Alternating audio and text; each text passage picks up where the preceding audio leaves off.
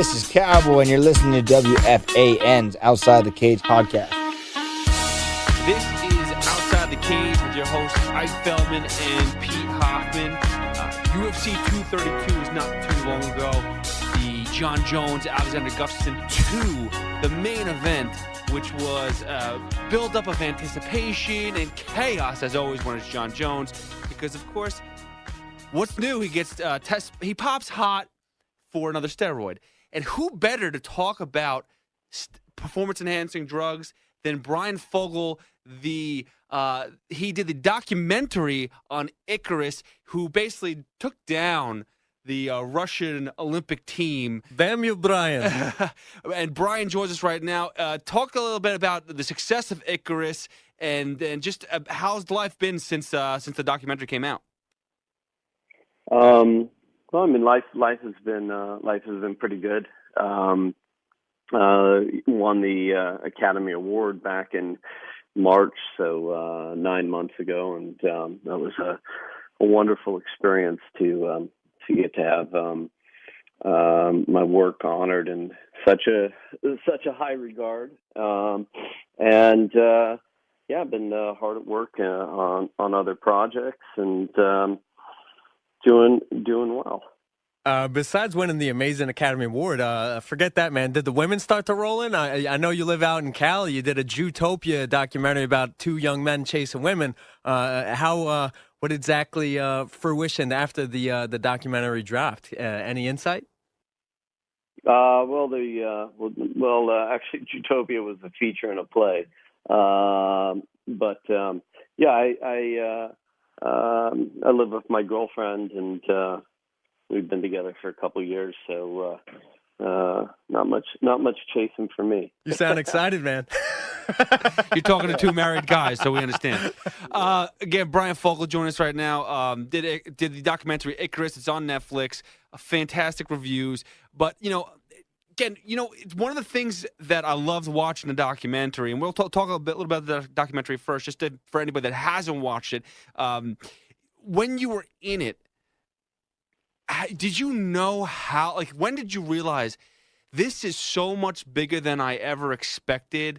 I'm just going to keep on buying into it. And then did you ever feel like my life could be at risk now? Yeah, I mean, I did. And it certainly, was a long journey that I went through. And, but what was the most important to me was, I'd been working with Gregory Rodchenkov.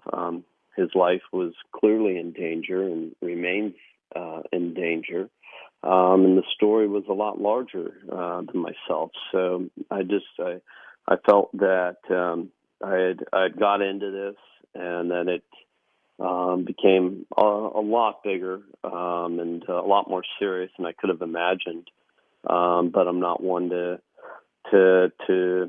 shy away. I felt an obligation to bring this story forward and to do everything I could to help Gregory as he wanted to become a whistleblower. And what it relates to, I mean, again, you started this out with the independent idea of you wanted to find a way to basically almost crack the code of how to get through a sporting event, or in your case, cycling.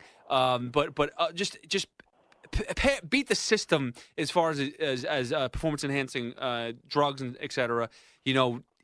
Did you find on that end? Did that did you find what you were looking for as far as passing these tests consistently and not failing a test? Did you get like, okay, I've cracked, besides the whole Russian side of things, did you find an out in that? Did you see that there's many flaws just in test alone, in the whole testing system? Well, I mean, I set out believing that the anti-doping system in sport was essentially a fraud.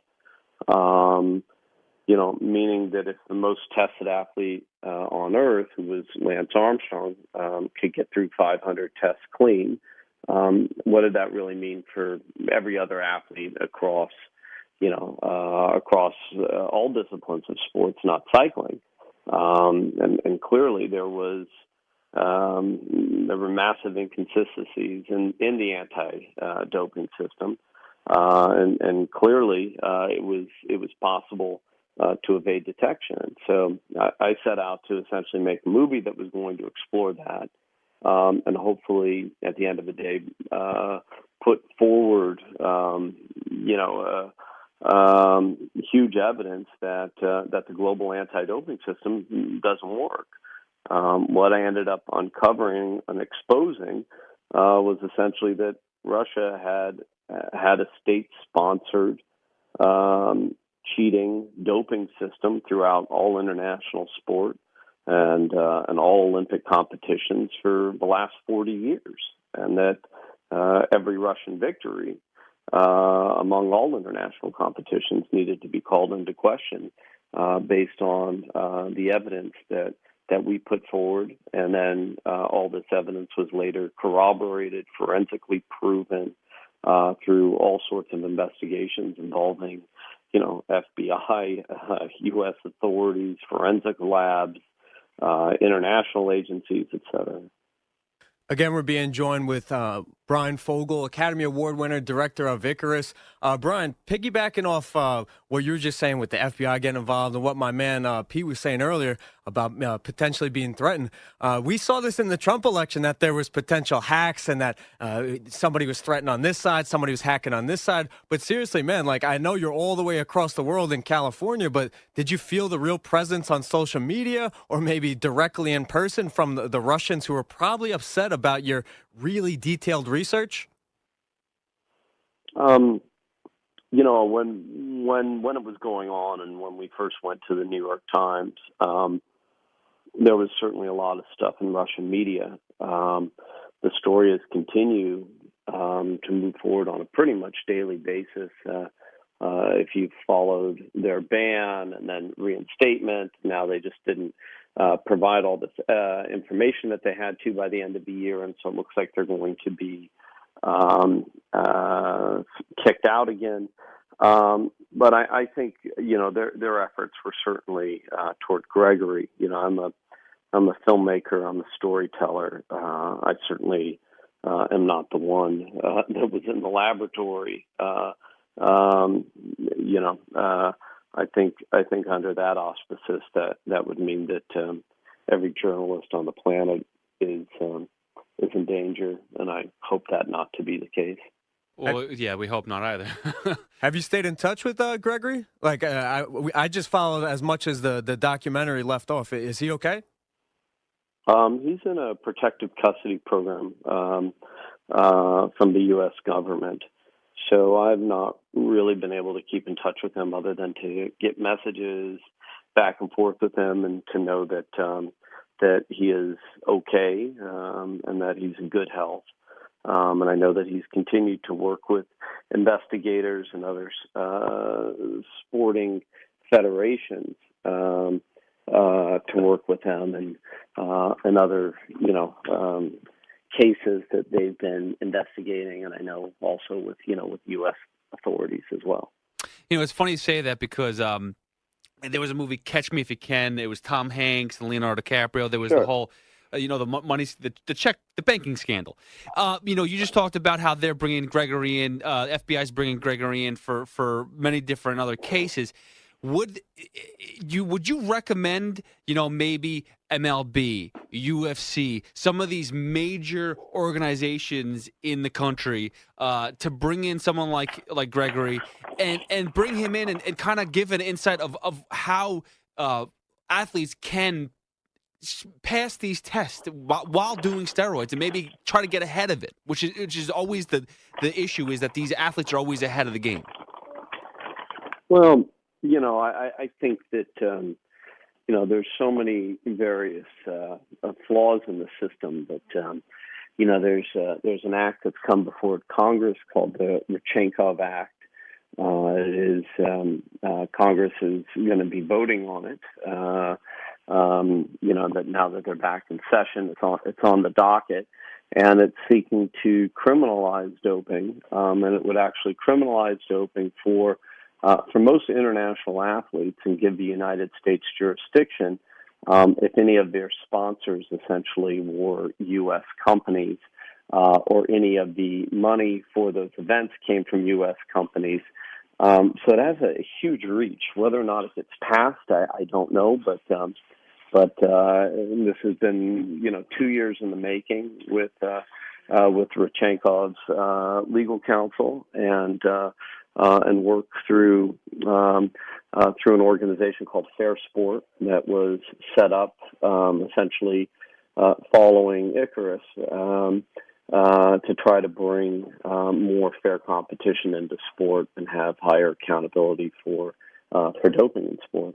You say, fair competition, but did you feel like you were actually in a fair competition when you were taking enhancing drugs? When you were in those competitions and those events, did you feel like I'm actually at the level of other athletes right now? Did that make you feel on the same level?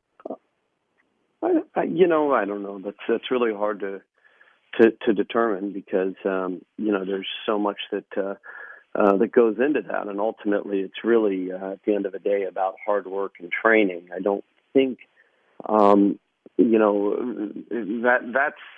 that's kind of like the added couple percent, but nothing takes the place of hard work and training. And certainly when I was taking a cocktail of substances, I think in my mind I felt like, well, I'm suffering just as hard, I'm training just as hard, but the big difference, at least for me, was that I was able to recover.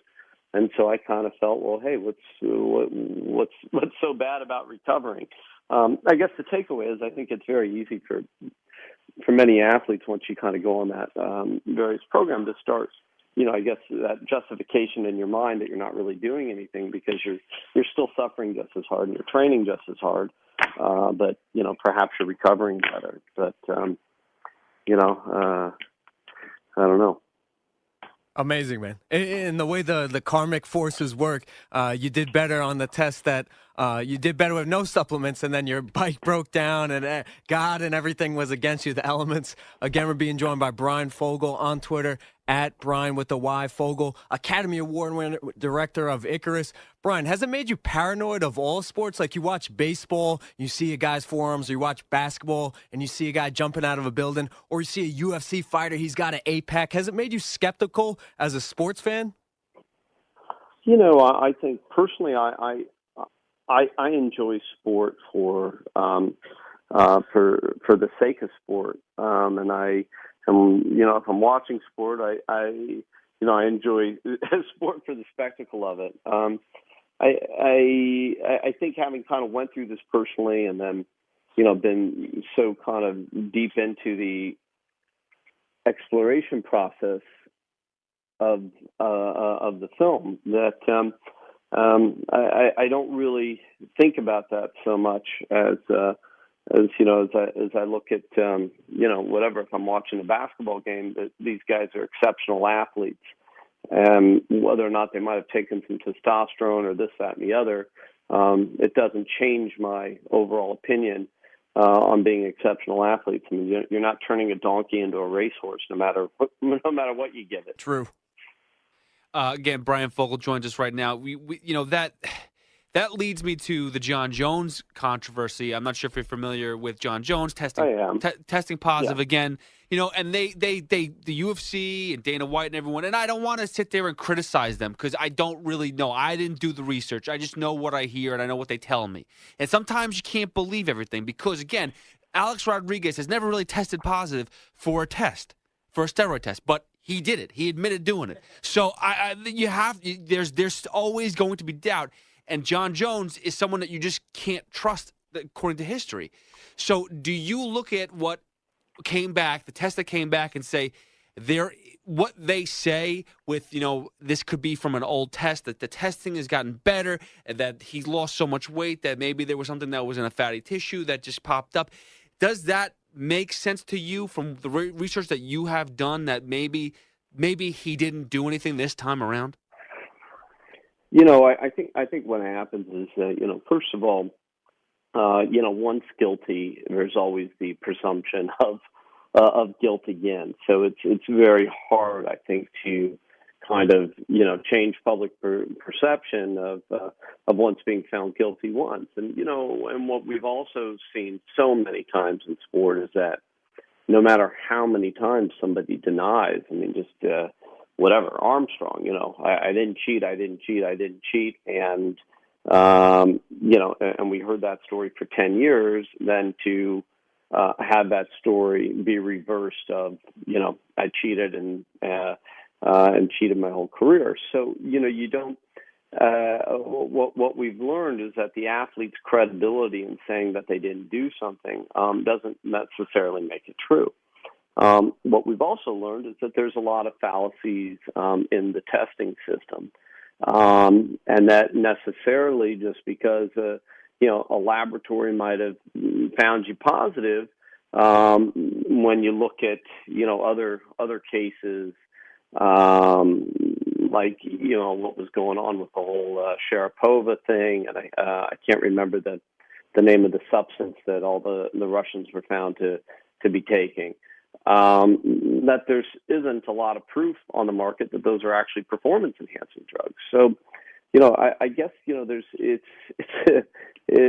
a pretty it's a tough world to navigate between what is true and what is false. But I think in the case of John Jones, at least from what I've read, is that he tested positive again, and there were trace amounts of steroids found.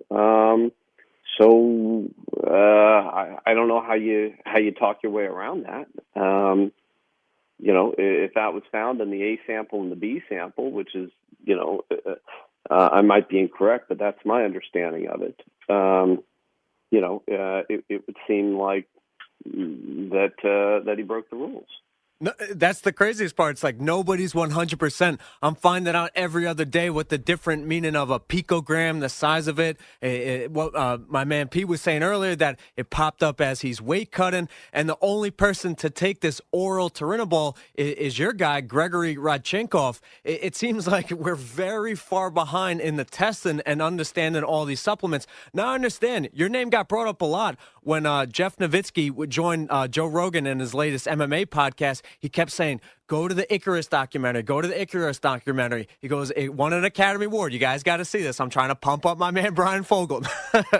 But he was saying, go to it because you can see behind the scenes, the testing. You can see somebody who is in the scene with the Olympics with Gregory.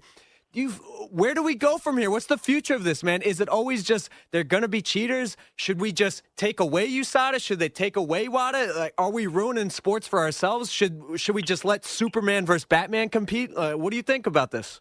Well, what we've seen is that WADA is essentially a corrupt shadow operation of the IOC. And that's a fact. That's not really up for debate. The Olympics funds 50% of WADA's budget. They are not independent from the IOC, despite claiming to be independent of the IOC. And if you look at their authority to actually pursue and punish doping cases on top of their track record, you see that they're essentially an inept operation. That not only has no authority, chooses not to act on evidence provided to it. I mean, what just happened in the reinstatement of the Russian anti-doping system and laboratory back in September of 2018, they reinstated them even though they didn't meet any of the criteria that they had set forward 2 years earlier when they banned them. Which makes no sense. So they reinstated them even though they set a roadmap as to what they needed to do. Then, when they reinstated them, they said, okay, we're going to reinstate you as long as you promise on December 31st that you hand over all this evidence that you've been holding in your laboratory in the LIMS system, which is basically the database of all these athletes' data, so that we can resolve this once and for all. And athletes who you can field their positives and dope, we can penalize and move forward. Russia promised to do it. Then the WADA inspectors showed up to the laboratory ahead of the deadline. They were denied admission. They were turned around, and Russia didn't follow through on what they said. And in response, the Olympic president, Thomas Bach, comes out a few days later and says, Russia's been punished enough. We're going to move on. So you go, what? I mean, this is absolutely crazy. So you're going, who's being bribed? Who's being paid off? Where is there any accountability for this? And why should any clean athlete in the world subject themselves to WADA code?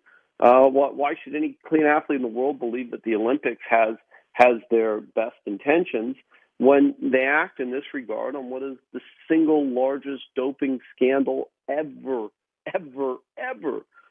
uncovered on a magnitude of 10 million times, the Lance Armstrong scandal. And that's how the world authorities have acted and continue to act. So you have to call into question, what's the point of it? Why is there any jurisdiction? On top of that, you got a lawyer like Jeff Nowitzki. I mean, he's not a scientist. He's not an expert in anti-doping. He doesn't run a lab. He's not, and this guy is essentially calling the shots for the UFC. What expertise does he have other than being a lawyer who was working to criminally prosecute Armstrong on a bunch of bullshit? I mean, he sounds great on camera. Let's be honest. That's why.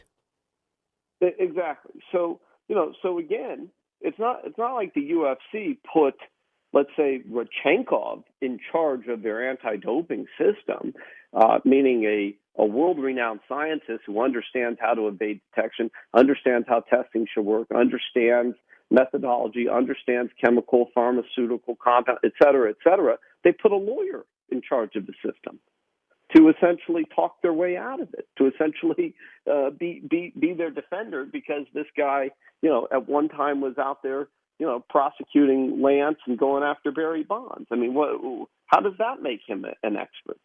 So, again, you just see the bullshit of it, and then you go, okay, how much is Nowitzki being paid a year by the UFC to be their talking head?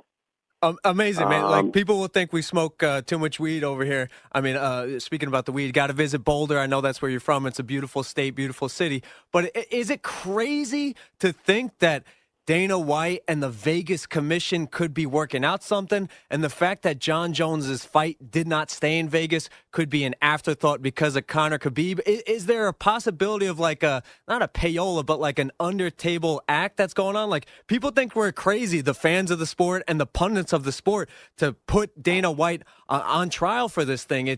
Are we just crazy to think that this stuff can happen? Like, there's some dirty work could possibly going on? No, look, everything at the end of the day is follow the money. That's it. It all comes down to follow the money. You go, why is WADA willing to look the other way on Russia? Well, okay, Russia's the single biggest contributor to the IOC and WADA.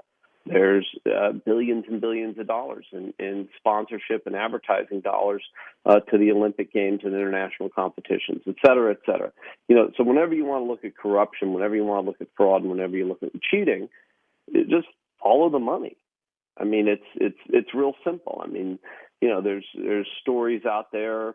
I don't know whether or not it's true or not, that Gatorade and Trek and all these, it's suspected, for years that Lance was up to what he was up to. But at the end of the day, this was, a huge business. It's not in anybody's best interest. And again, if you're looking at this case, okay, Vegas isn't going to let him fight. No worries. We can go make our money in Los Angeles. I mean, this is, this is simple. Follow the money. This is economics. Nobody, at the end of the day, money is always going to win out over ethics, and we've seen this, time and time again. I mean, just look at the international politics of it, of what just happened with Jamal Khashoggi, the Washington Post Saudi journalist who walks into a consulate. He's murdered and chopped into pieces. All the evidence says that the Crown Prince organized it, but we in this country and all sorts of other Western countries that does, hundreds of billions of dollars of business with Saudi Arabia are willing to look the other way or give them a slap on the wrist, because at the end of the day, nobody wants to nobody wants to get in the way of their business interests and their multi-billion-dollar contracts, et cetera. So, this story is as old as time, and this isn't changing. And so great. If someone won't let you fight, you go over to Los Angeles, well, they will let you fight. It's all about, this fight is going to generate however many tens of millions of dollars, and nobody wants to let that go over a perhaps positive drug test. No, you're 100% right, and it's you just go. I mean, you just nailed it with all like the steroid stuff and whatnot. But it's not just UFC. It's college sports with head coaches and anything that they're doing behind the scenes, and just recruiting processes, and NFL turning a blind eye to athletes that batter their wives, or et cetera, et cetera. Like everyone turns a blind eye as long as they're making money, and that's how it always is. And that's the frustrating thing, especially in the sports industry that we're in. That's just the constant dilemma that we always fall into. It's like, does it affect the bottom dollar? Does it affect our sport? We're watching athletes that are doing illegal stuff. Does it make a difference because we're being entertained? Well, it kind of does at some point in time. It does take a hit, but not enough to stop a fight from happening. Being joined by Bryan Fogel. One last question I have, by the way, you can follow him at Twitter at Bryan Fogel or BryanFogel.com. One final question about the performance enhancing stuff for yourself. Because one thing that we see with these athletes, it just never ends. And again, the money is one thing. Money is something that they will always find, and if they can beat the system, it doesn't make a difference. They'll take that risk. If third time's a charm for John Jones, but yet he still fights. So clearly that doesn't stop him from anything. He'll still get paid. But is there an addiction process to it too? When you were taking stuff, when you're taking the performance enhancing drugs, did you ever, these cocktails that you called them, did you ever feel like there was an addictive point to it? Or did the documentary take over and you kind of wore away from I'm doing something else now. I've moved on from that part of my life? Well, I'm not training that much anymore. So, cycling for me has always been a hobby. I'll work out a lot with a trainer too, so, sport for me has been a hobby. So I'm not competing. I'm also in my 40s, and certainly, testosterone and HGH and thyroid and those kind of substances really do help, with recovery, over time as you just lose things, due to aging. If I was actually just training like hell every day again, would I take that stuff? Absolutely. Would I take it if I was going to compete in a sanctioned event? No. So I think those are always the difference between if you're under a professional or an amateur sanctioned event versus for personal use. It's the stuff certainly helps, but I don't know. I've never taken anabolic steroids like oral Turinabol and all these others that are really muscle mass growers. And I think that in sports like the UFC, I think that can create a real dangerous advantage for an opponent. And I think there are real reasons to be regulating that as best as possible. Again, Bryan Fogel, definitely check out the documentary ICARUS if you haven't seen it. It's unbelievable. But what's your next documentary you have going on? It seems like you could definitely jump into some political documentary again, take on a different, whether it's Russia again or a different country or whatever it is. It seems like you definitely have a good approach. And again, your skills, your directing skills are unbelievable. Voice of the people, man. Is there something else that you have up your sleeve that you can't talk about right now? What's going on for Bryan Fogel? I have a couple projects that I'm working on that I can't talk about quite yet, but will be in good time, and both of them I hope are going to create the same kind of I don't know what the exact word is, but the same kind of reaction that I was able to set into motion with ICARUS. It's just there's a lot of wrongdoing in the world, and I'm passionate as a filmmaker and a storyteller to try to help expose that. Well, thank you very much for the time, and we thank you for doing what you do, because I'm a huge fan of your work and looking forward to seeing what your next project is for sure. Will we be able to? Is there a Netflix deal that you have? Will it be coming out on Netflix, or how would you be distributing in the future? I haven't. I haven't decided on the. I love Netflix, and I think it's really the greatest form out there.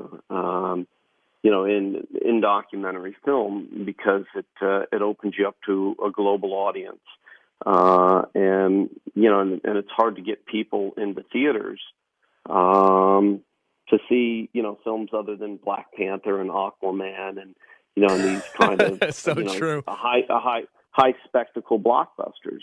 So I'm very grateful to Netflix, and it's certainly my intention that I'll be bringing other projects to them, as they did an extraordinary job in the marketing distribution of ICARUS, and certainly helped me bring the film to a global audience and mount an incredible awards campaign that ultimately led to winning the Oscars. So I'm a huge fan. And will we see you on Joe Rogan again soon? Because that was fantastic, you two together. I love Joe. I guess if he invites me on, I'll be there. I'll have to. We both live in California, not too far away from each other. I'll have to reach out and say hello. He's awesome. Yeah, he is the man, and especially I just saw that he's making now $50 to $100 million in revenue from his podcast. He can make some time for everybody. Bryan, thank you so much for joining us on Twitter at Bryan Fogel, Bryan with a Y, Academy Award-winning director of ICARUS, and you said an Oscar just now, right? Yeah, well, Academy Award is an Oscar, so. My bad. Shows you how much I watch. I got to sit down this year with the wife. Academy Award winner, Oscar winner for ICARUS. Bryan, thank you so much. And thank you for putting us on Putin's hit list. We really appreciate that. You're welcome. My pleasure. Happy New Year, guys. Hey, this is UFC President Dana White, and you're listening to CBS Sports Radio.